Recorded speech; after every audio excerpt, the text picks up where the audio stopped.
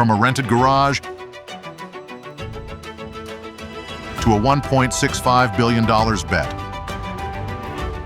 She didn't just back YouTube. She redefined the internet. Susan Wojcicki, the queen behind the screen.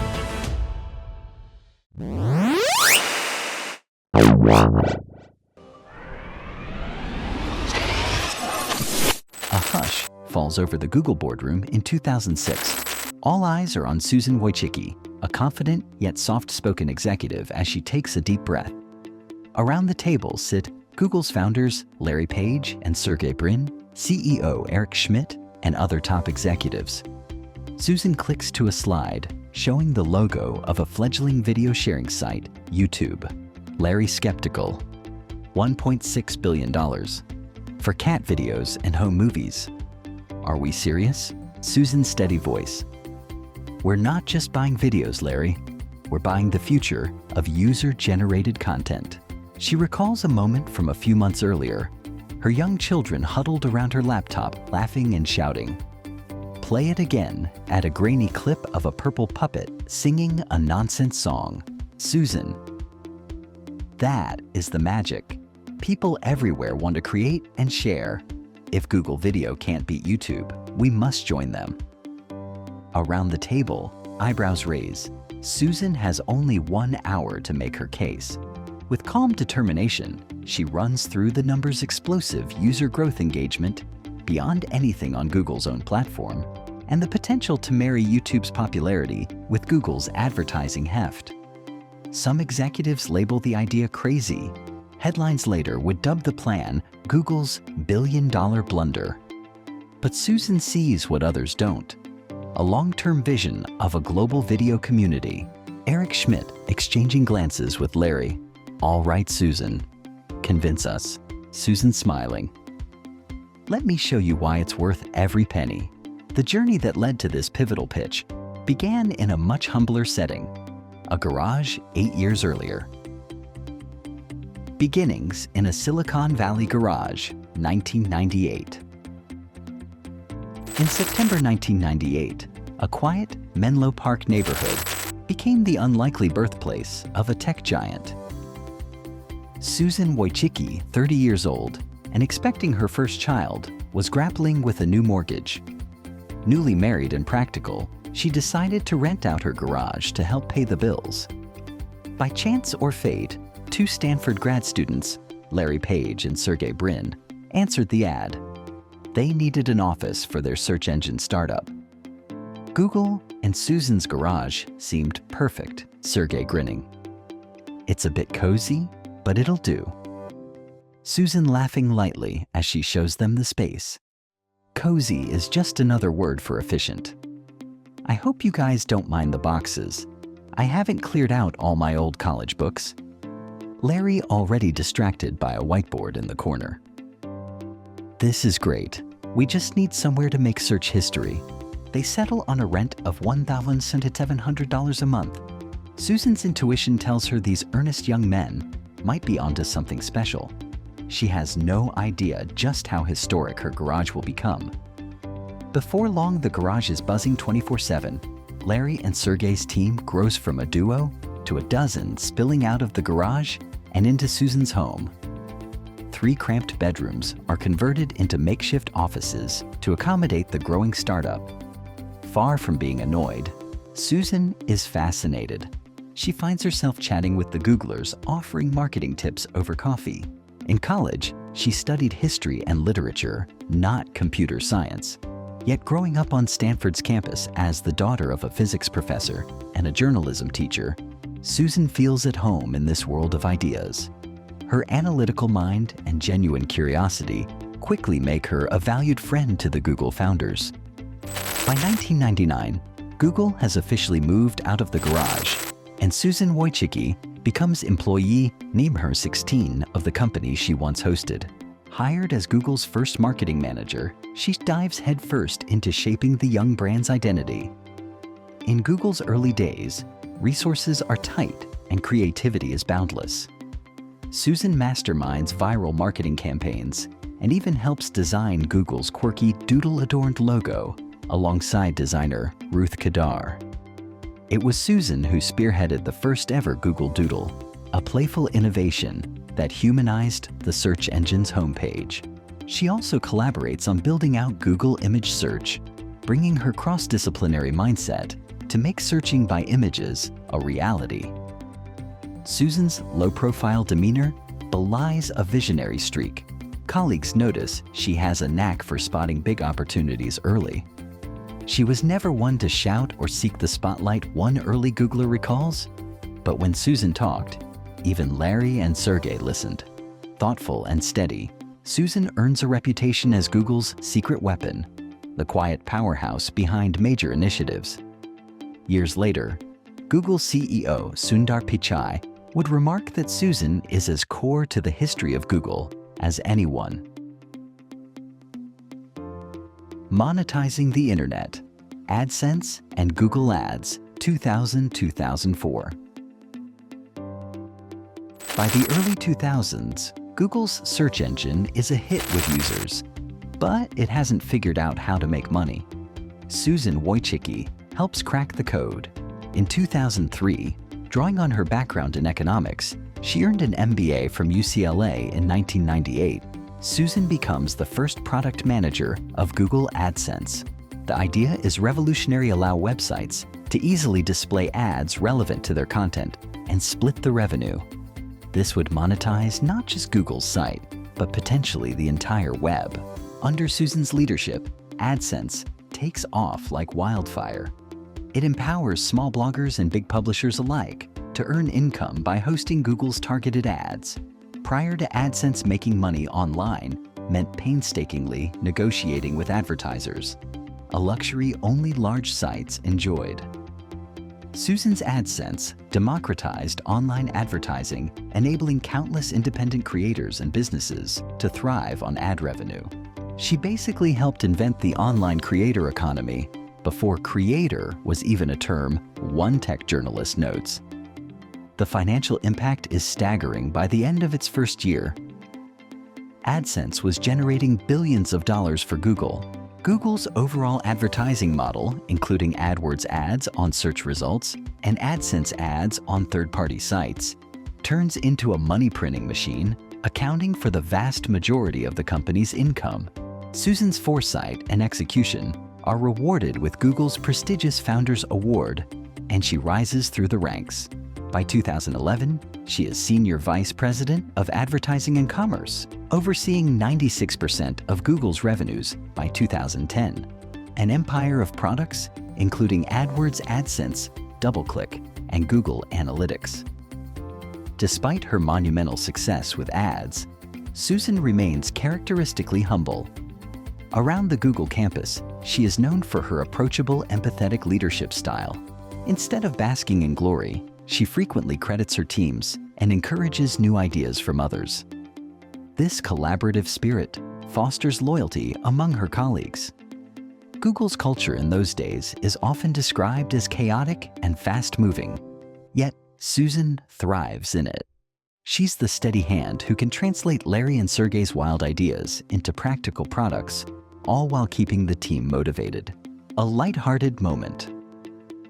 One afternoon, a Google engineer nervously presents a prototype for an email with ads concept, what would become Gmail's ad model.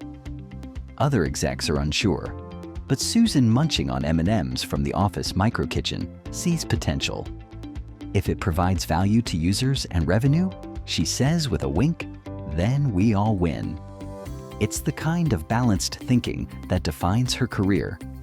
User experience and business growth in harmony. By 2005, Susan Wojcicki has accomplished more in a few years than most do in a lifetime. She's helped Google grow from a garage project into a profitable tech titan. But her biggest bet, one that will define the next chapter of her journey, is just around the corner. Betting on YouTube, let's buy this startup. 2005-2006. In 2005, a new phenomenon is catching fire on the internet YouTube. The site is barely a year old, but millions of people are suddenly watching and uploading videos. sneezing pandas, creative skits, vloggers talking straight to camera, content as diverse as humanity itself. Google, noticing this trend, launches its own service, Google Video, to compete. Susan oversees Google Video, pouring effort into making it succeed. She even uploads the very first video to the platform herself, a quirky clip titled "A Purple Muppet Singing a Nonsense Song." At first, Larry and Sergey are perplexed by the oddball video from an Italian film that Susan chose.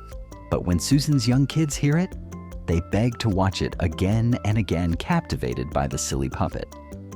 In that moment, Susan has an epiphany. User-generated videos spark something special in viewers: joy, emotion, engagement, the kind of connection traditional media rarely achieves. Despite Google Video's efforts, YouTube, started by Chad Hurley, Steve Chen, and Jawed Karim, is growing exponentially. By late 2005, it's clear to Susan that YouTube has leapfrogged Google's own platform. Unlike Google Video's more cumbersome interface, YouTube's simplicity and community appeal are winning hearts and minds. Susan realizes Google faces a choice: compete in a losing battle or acquire YouTube and nurture it. Ever the strategist, she begins quietly making the case within Google's leadership that buying YouTube could be transformative. This leads to the scene we saw at the start: Susan's bold pitch in 2006 to spend $1.65 billion on acquiring YouTube. It's a huge sum. At the time, Google's largest acquisition ever. And not everyone is convinced. In an imagined dialogue that echoes the real discussions, Larry Page: "Susan, YouTube's a money pit. All those servers and bandwidth and the legal issues with copyright. What makes you so sure we should own it?" Susan animated, pointing to a graph of YouTube's growth. "Look at these numbers. Millions of uploads, tens of millions of viewers. Community and content on this scale can't be replicated easily. If we integrate YouTube with Google's search and ads, we can not only help it monetize, but also fulfill Google's mission to organize the world's information in video form." She shares her personal story of her kids and the Muppet video, explaining how YouTube captures attention and imagination in a way that signals the future of media. The room is quiet. Even the skeptics feel the tug of Susan's vision. To bolster her case, Susan presents a quick financial model, hastily prepared in under an hour before the meeting. As legend has it, she demonstrates how over time advertising on YouTube and synergy with Google could justify the $1.65 price tag. It's a bold, numbers-backed and gut-driven argument. Classic Susan Wojcicki. Eventually, one by one, the executives come around. Google agrees to buy YouTube in October 2006, with Susan herself put in charge of managing the integration. The tech world is stunned. Many outsiders think Google has overpaid. Media outlets snarkily call it an expensive mistake. Google's billion-dollar blunder, as one headline sneers. But Susan is unfazed by the naysayers. Give it time, she insists to colleagues. Privately, she works closely with YouTube's founders and team, ensuring that Google's resources help YouTube grow without stifling its culture. She knows the value of nurturing the community that made YouTube special. It doesn't take long for Susan's bet to be vindicated. YouTube's audience keeps skyrocketing under Google, and within a few years, the acquisition looks like a stroke of genius. Fast forward to 2023, YouTube generates about $30 billion in annual revenue, roughly 30 times what Google paid for it, making that $1.65 price tag look like a bargain. One of Susan's colleagues would later remark, "Thank goodness we listened to Susan back in '06. Indeed, the YouTube acquisition is now hailed as one of the best tech acquisitions in history. It solidified Google's dominance in online video and paved the way for a new era of digital content. For Susan, however, YouTube was more than just a business win. It was personal. She had seen in YouTube a reflection of something she deeply cared about: giving people a voice and a creative outlet on a global stage. Little did she know that a few years later she would be called upon to lead that very platform. The quiet powerhouse becomes the YouTube CEO. 2014. By 2014, YouTube is a juggernaut within Google's empire, and it needs a strong, steady hand at the helm. Google's leadership turns to Susan Wojcicki. With her unmatched combination of institutional knowledge, business savvy, and passion for the creator community, she is the perfect choice to steer YouTube's next phase. In February 2014, Susan Wojcicki is appointed CEO of YouTube, taking over from Salar Kamangar. This move makes headlines. One of Google's earliest employees, often dubbed the most powerful woman in advertising, is now in charge of the world's biggest video platform. Under Susan's leadership, YouTube enters what many call a golden age. Her approach is both strategic and empathetic. She understands that YouTube's success hinges on the success of its creators and the satisfaction of its viewers and advertisers. Susan's mantra becomes balance and community. She works to expand opportunities for creators to earn money and reach wider audiences, knowing that if creators thrive, YouTube thrives. One of her first major initiatives is expanding the YouTube Partner Program, lowering barriers so that more video creators can monetize their content and turn their hobbies into careers. She also champions the development of new monetization tools, channel memberships, merchandise integrations, super chat, and more. By the end of the decade, creators have 10 different ways to earn revenue beyond standard ads. This creator-centric focus cements YouTube as the platform where one can actually build a sustainable living making videos. Meanwhile, Susan oversees YouTube's global expansion. She pushes to launch localized versions of YouTube in more countries and languages, reaching over 100 countries and 80 languages during her tenure. Usage explodes. Under her watch, YouTube's stats become mind-boggling by the late 2010s. Over 2 billion logged-in users visit each month, and collectively, people watch over 1 billion hours of video per day. From remote villages to bustling cities, YouTube becomes a household name worldwide, a virtual gathering place of humanity. Susan also has an eye on the future. She greenlights the creation of new apps and services to keep YouTube at the cutting edge. In 2015, YouTube launches YouTube Red Later. YouTube Premium, a subscription service for ad-free viewing and exclusive content. In 2017, YouTube TV debuts, offering live TV streaming to cord cutters. Recognizing the rise of short mobile videos, Susan's team rolls out YouTube Shorts in 2020 to compete with TikTok. By early 2023, Shorts surpass 50 billion daily views. Whether it's gaming, music, or family content, she ensures YouTube caters to various interests, launching YouTube Gaming, YouTube Music, and YouTube Kids to tailor the experience for different audiences. Throughout these innovations, Susan remains grounded and user-focused. She frequently reminds her team of YouTube's core mission: give everyone a voice and show them the world. In meetings, she often asks, how will this change improve things for creators, for viewers, for advertisers, always balancing the needs of the ecosystem? This thoughtful approach earns her admiration. In 2015, Time magazine names her one of the 100 most influential people and dubs her the most powerful woman on the internet. She is one of the few women to ever lead a major tech platform, a fact not lost on those looking for role models in Silicon Valley. As YouTube's CEO, Susan effectively becomes the highest-ranking woman in Google Alphabet's executive hierarchy, and by extension, one of the most prominent female leaders in tech. Despite the accolades, Susan stays true to her low-profile style. She is often seen in a simple cardigan and jeans at the office, not one for flashy press conferences.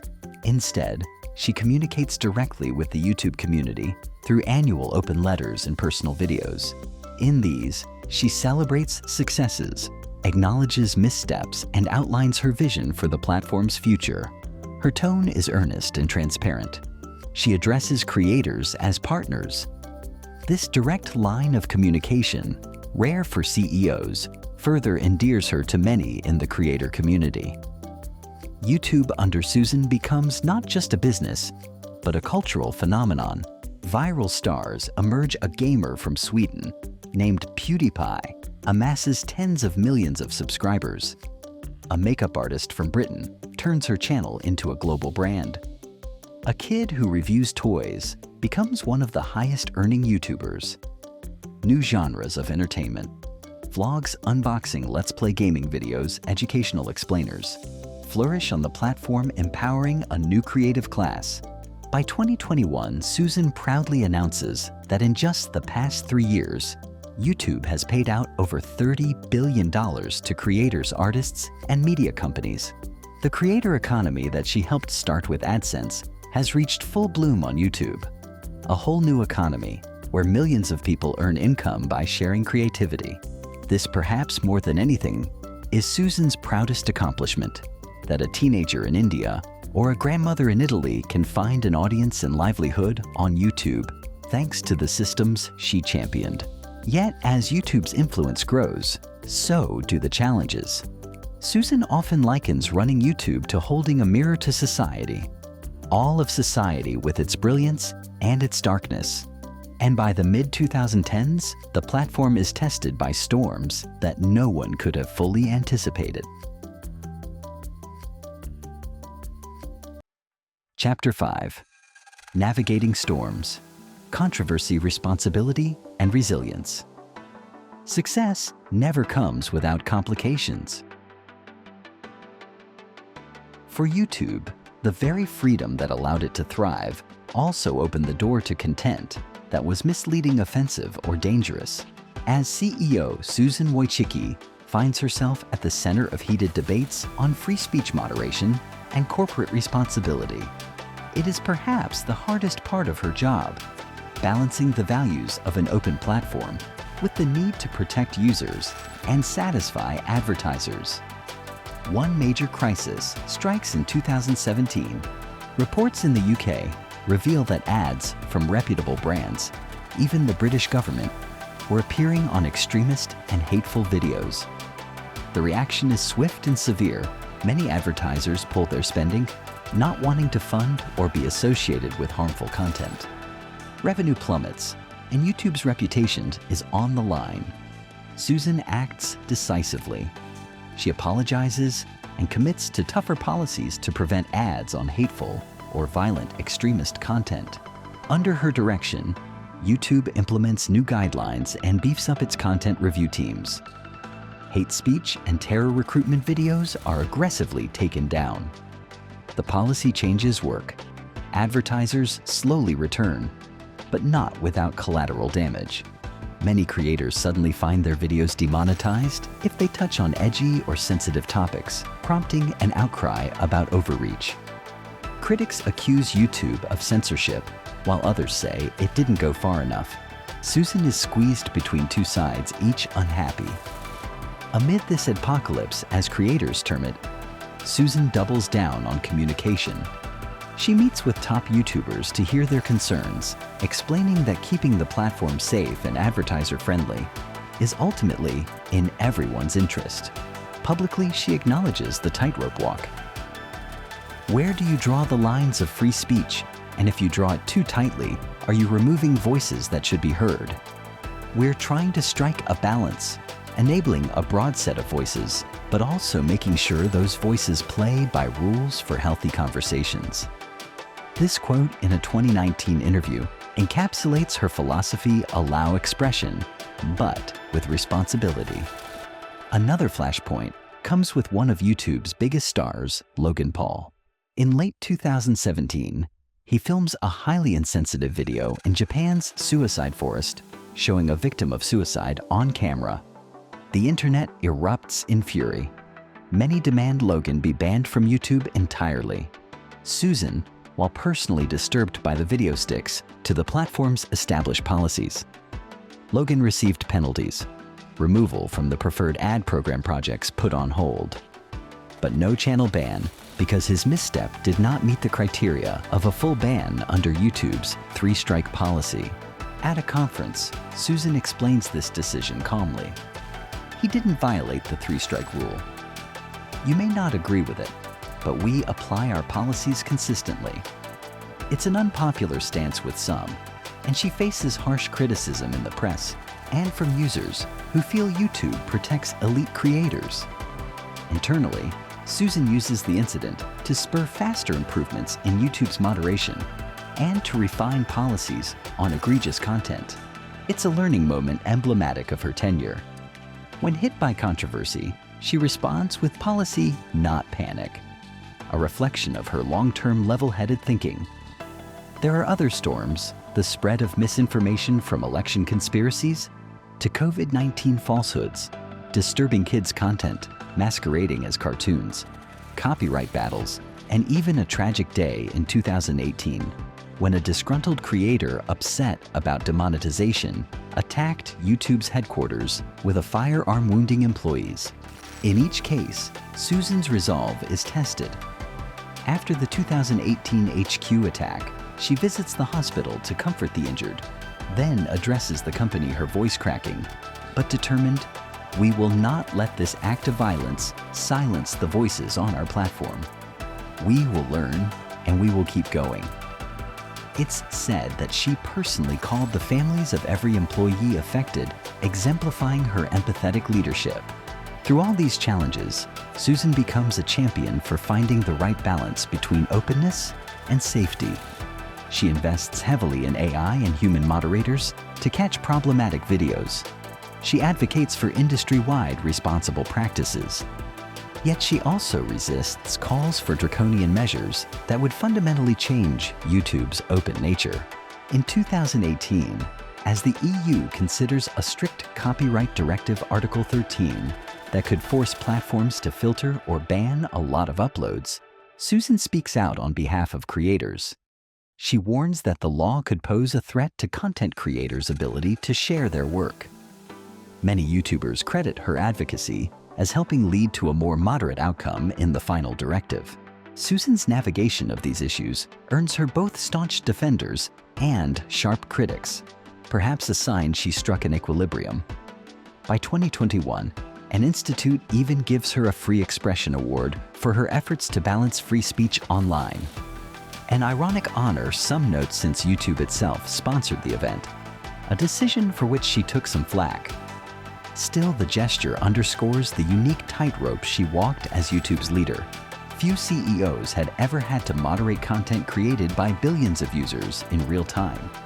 It was an unprecedented challenge, and Susan tackled it with a steady ethic, transparency, consistency, and commitment to the community. Chapter 6. The Human Side. A leader, a mother, a mentor.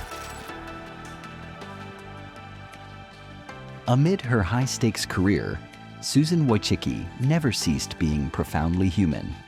She often said her life's two great passions were technology and family, and she refused to sacrifice one for the other. This meant that even as she rose to the top echelons of Silicon Valley, she remained a devoted daughter, sister, wife, and mother of 5 children, a nearly unheard-of feat in the tech world. From early on, Susan made it a point to balance family and work. In fact, when she rented her garage to the Google guys back in 1998, she was 5 months pregnant. She famously joked in an interview, "I needed to pay the mortgage and prepare for the baby." This dual perspective gave Susan a grounded outlook. She would leave the office at a reasonable hour to have dinner with her kids, then sometimes hop back online late at night after tucking them into bed. Her team knew that on any given day she might show up with a toddler in tow or excuse herself for a school event, and she made it work, by all accounts, brilliantly. Susan's personal experiences inspired her to advocate for more family-friendly policies in tech. At Google, noticing talented women leaving because motherhood was hard to juggle, she pushed for change. In 2007, Google increased paid maternity leave from 12 to 18 weeks, largely due to leadership like Susan.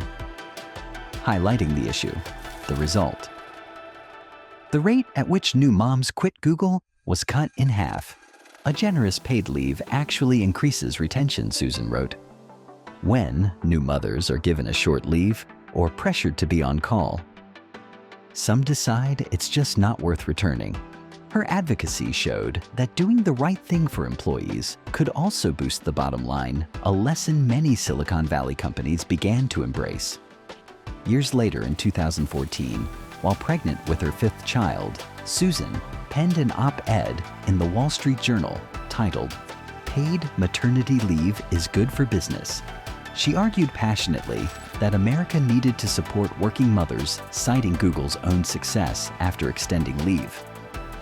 Susan smiling, "I'm telling a story, sweetie, about how mommies need time with their new babies and how that's good for everyone." The girl points to a word. "What's retention?" she asks in a tiny voice. Susan chuckling softly. "It's a fancy word for people staying. Like, mommy stayed at Google even after having you all because the company let me take time to be with you." Her daughter nods solemnly, lays her head on Susan's shoulder, and promptly falls back asleep. Susan continues typing one-handed, a mother and a CEO all at once. Within YouTube and Google, Susan became a mentor figure, especially to women. She often recounted how early in her career, she was frequently the only woman in the room. She wanted to change that. She championed diversity programs and took the time to encourage young female employees. Under her leadership, YouTube's percentage of female employees rose notably from 24% to nearly 30% in tech roles by 2017. She would tell aspiring women in tech, "You can have a family and a career. Don't let anyone tell you otherwise. It's about finding the right environment and sometimes creating that environment." Her success proved it was possible, and she hoped it would open doors for others. Indeed, Susan's example has been cited by countless women as an inspiration to pursue tech leadership without giving up on personal dreams. Susan's leadership style itself was shaped by her personality and life experiences.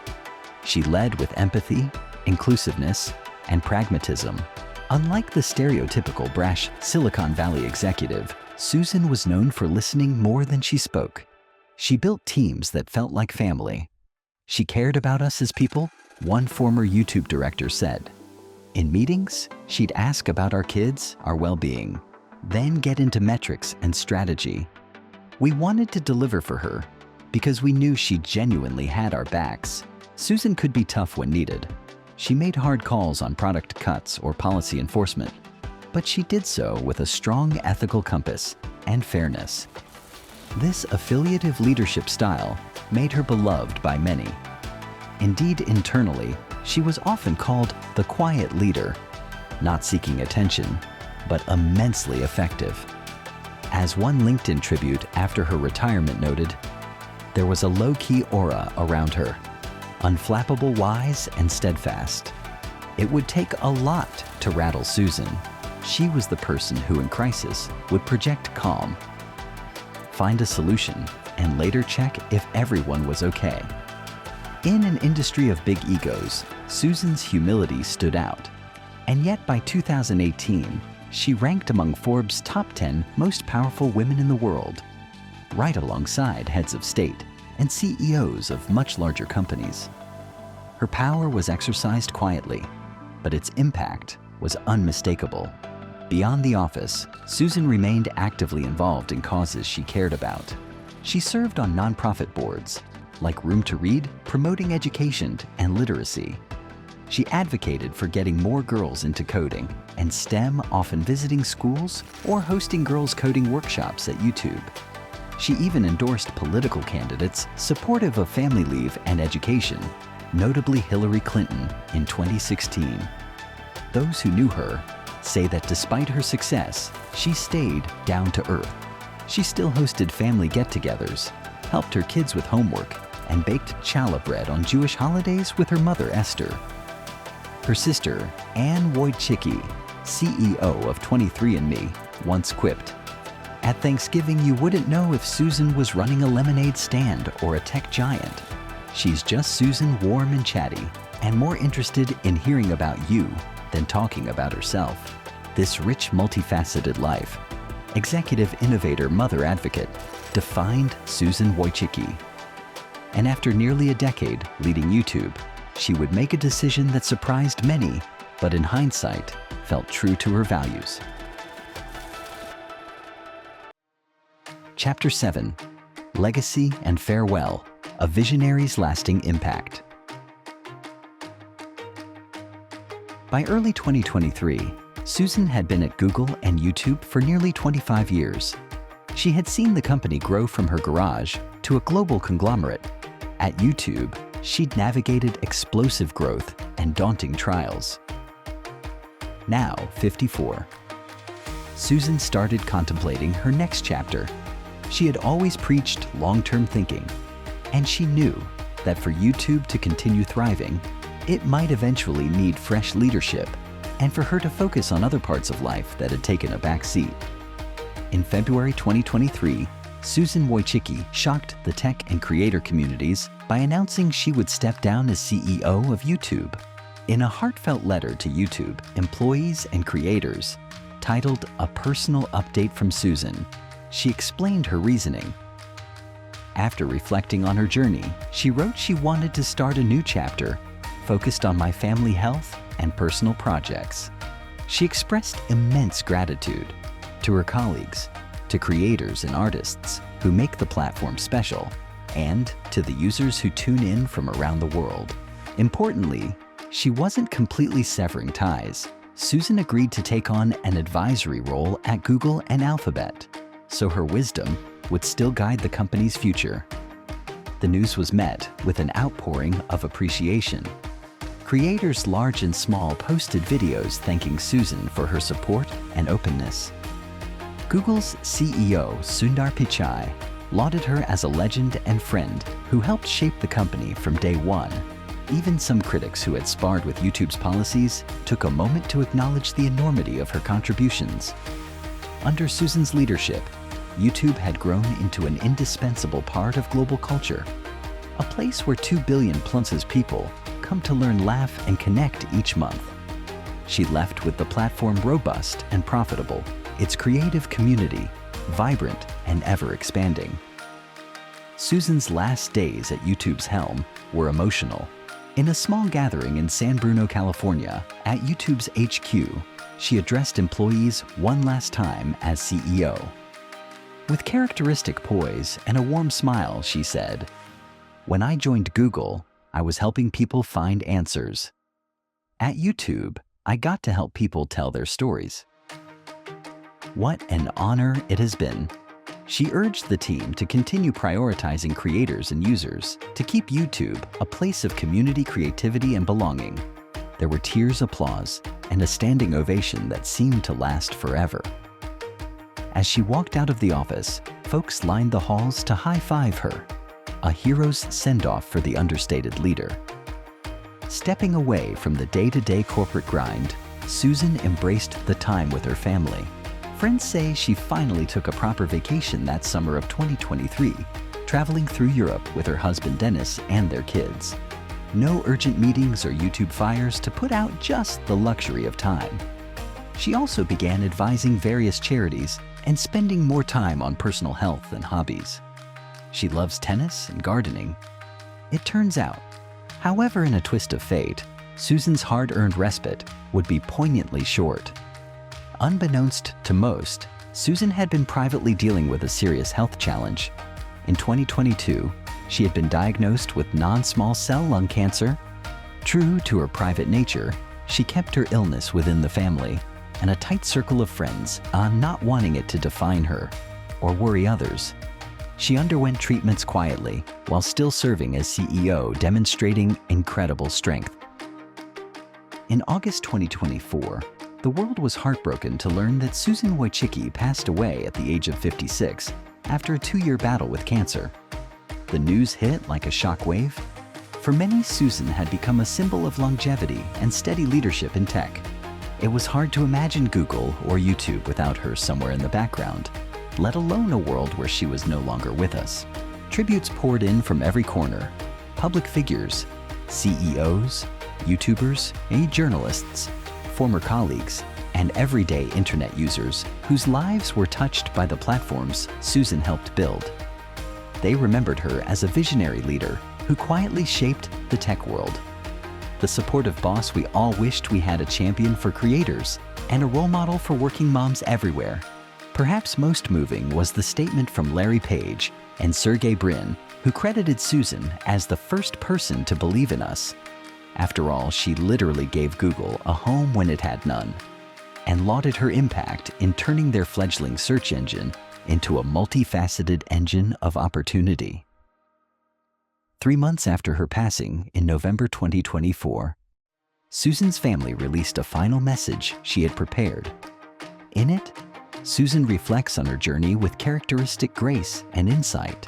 She emphasizes the importance of creativity and collaboration, recalling how the greatest successes, from Google's early days to YouTube's global community, were achieved by teams of people trusting and inspiring each other. She talks about core values in leadership, urging future leaders to stick to principles like honesty, empathy, and user focus even when it's hard. She expresses no regrets, only gratitude for the chance to learn from failures, to celebrate innovations, and to watch so many others succeed. The platforms we build are only as good as the people who use them, she writes. Never lose sight of the people. Those words resonate deeply, encapsulating how Susan always saw technology as a tool to uplift human voices. In the annals of tech history, Susan Wojcicki's chapter is singular and profound. From a humble garage in 1998 to the helm of YouTube, she was the steady force behind some of the internet's most impactful developments. She wasn't the loudest or most famous executive, but she was often the most influential, the one who could see around corners and had the courage to take bold bets. Renting out her garage led to Google. Envisioning targeted ads led to AdSense, which funded the free web. Believing in YouTube's promise turned a risky acquisition into a cultural revolution. Leading with empathy and principle, she proved that quiet power can change the world just as much as loud proclamations. Her legacy lives on each time someone clicks play on a YouTube video and learns something new or has a laugh. It lives on when a young woman in tech stands her ground because she remembers Susan's example. It lives on when companies choose to do the right thing for their employees and users, not just the easy thing. Susan Wojcicki's journey, the YouTube journey, shows how vision and values together can create something enduring. As we conclude this documentary, we honor Susan not just for the products she built or the titles she held, but for the lives she touched and the doors she opened. In a world of dazzling innovation, she reminded us that behind every great platform are people and principles. Susan's own words from her final message echo as a fitting end. Stay true to your values, support each other, and keep innovating for the long term. That is the enduring lesson from the extraordinary journey of Susan Wojcicki. A journey that transformed a garage project into a global community, and in the process, changed the trajectory of the internet itself.